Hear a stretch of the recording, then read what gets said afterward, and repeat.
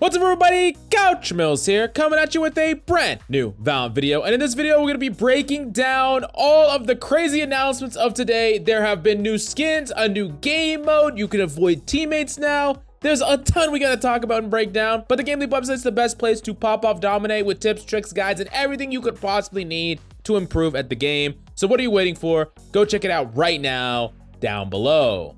Now, real quickly, I want to talk about the Champions 2022 bundle. Now, you get a Phantom and a Butterfly Knife for just over 6,000 Valorant points. I know, it's a freaking hefty amount, but something interesting about the Champions bundle is that half of the proceeds get actually allocated to the teams that play in Champions. The 16 qualified teams, they get the money divided, and last Champions, it was just over $9 million.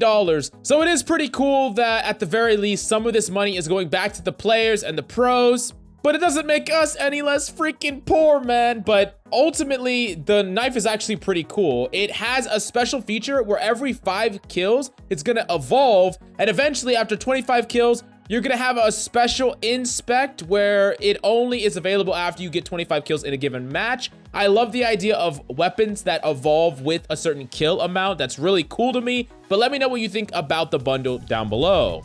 Next up, we do gotta talk about some free cosmetics. The 2020 Champions Twitch drops. If you are watching Champions on these dates, you can earn the Fire title, the Champions Curse Spray, and the VCT Champions Hero card. This is just free little cosmetic stuff that you can get just for watching Champions. But come on, you gotta be watching Champions anyways. This shit's gonna be fire. Moving on to the next thing we need to talk about is the new game mode. It's called HURM. Now, this is gonna be an ability-enabled team deathmatch game mode where players race to be the first team to 100 kills. I think this is gonna be very interesting. Now, I'm not actually sure how this is gonna play out, how the spawns are gonna play out. There's a lot of factors that could go into this that would make it maybe not the greatest game mode, but I do like the idea of being able to practice my abilities inside a deathmatch type setting. One of the things I've always complained about just playing regular deathmatch is if I'm like Neon, for instance, I can't practice any of my movement techs like I normally would in a real game. If I'm Jet, I can't practice my knives. If I want to practice turning on flashes, there's a ton of things that now I can practice in this new game mode that I couldn't practice in deathmatch. And I think it's gonna matter more so for some characters than others. Like practicing pulling like on the fly with Astra seems super like pointless. Like it really is. And I know there's gonna be some squads that are taking this a little bit too seriously and doing some crazy ultimate combos and things like that. But for the most part, I do think that it is a cool mode to have. I'm always happy to have new modes in Valorant, and it is gonna allow some players on certain characters to practice things they would never have been able to practice otherwise.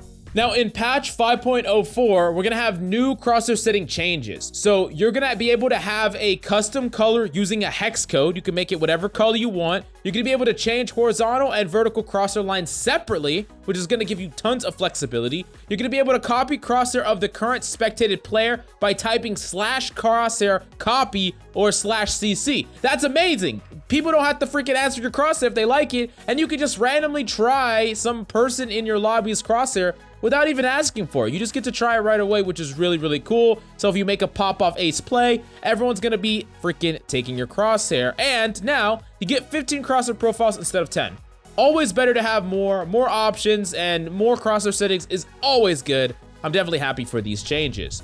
Next up, we do gotta talk about the avoid teammates. This is a really big change. A lot of people have been asking for it. You're gonna be able to add players to a list to avoid them as teammates. Now, this is phenomenal because if you get a really toxic teammate or a teammate you hate, you really don't want to play with them. But it's not 100% you will avoid them. People on your avoid list are only less likely to join your team for the next few days. Now, it's unclear how much that less likely is. Maybe they only put that as a caveat just in case you're in a very high rank, and if you like avoid too many people around your rank and you play at a weird time, it has to put you sometimes with players because otherwise the queue time would just get ridiculous if everyone's avoiding each other. But I think that if you're less likely in a pool, like a large pool, so if you're in the majority of ranks, like, I don't know, diamond or below, and you're not playing in like super niche hours, I think it's more than likely that even a little bit less likely for you to team up with someone that you put on this list is going to mean you're not gonna team up with them, which is gonna be a good thing. I'm sure they're gonna release an article all about this later on.